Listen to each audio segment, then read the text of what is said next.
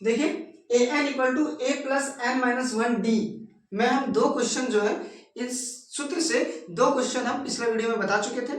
आज हम लोग तीसरा क्वेश्चन से चलेंगे और ज्यादा क्वेश्चन नहीं मिलता है, बस 2-3 क्वेश्चन ही मिलता है। तो देखिए ये जो तीसरा क्वेश्चन है आपके सामने,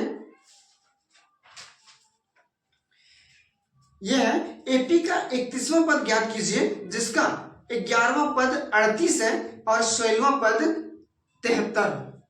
ठीक है, तो देखिए अगर इस तरह का क्वेश्चन रहे तो हम लोग को दोनों इक्वेशन मतलब समीकरण में डाल देना है। समीकरण में अगर डाल देंगे तो आराम से मेरा बन जाएगा।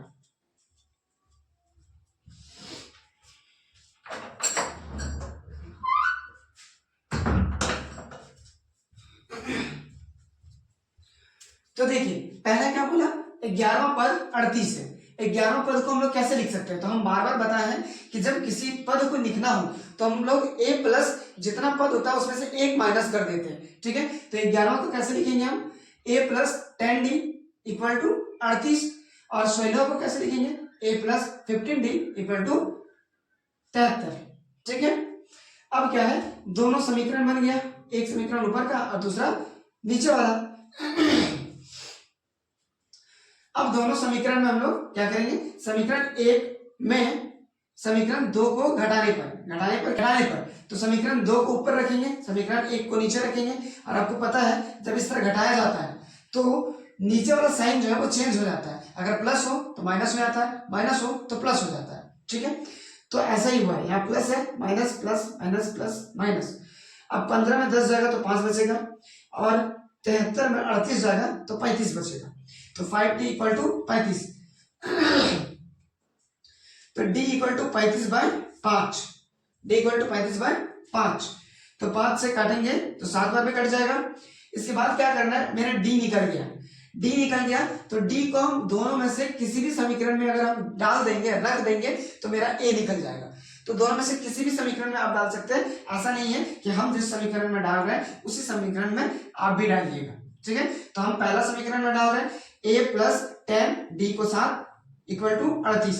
तो a equal to 38 minus 70, minus 70 कैसे आया, तो प्लस है, यहाँ 10 गुना 7 70 हुआ, तो प्लस में है उधर जाएगा तो माइनस 70 होगा, तो आ जाएगा माइनस 32। अब जानते हैं ना कि हमको किसी भी पद को निकालने के लिए क्या क्या जरूरत पड़ता है, a और d। मेरे पास a भी आ चुका है और d भी आ चुका है, तो क्या 31वां पद नहीं निकाल सकते। 31वां पद निकालने का फॉर्मूला क्या होगा, a प्लस 30d, एक घटाने बोले ना, हाँ, तो a प्लस 30d, a हम रख देंगे माइनस 32 और 30 हो गया और d रख देंगे 7। अब इसको कैलकुलेट करेंगे, इसको हल करेंगे तो आ जाएगा 178, तो उसका वो आंसर हो जाएगा।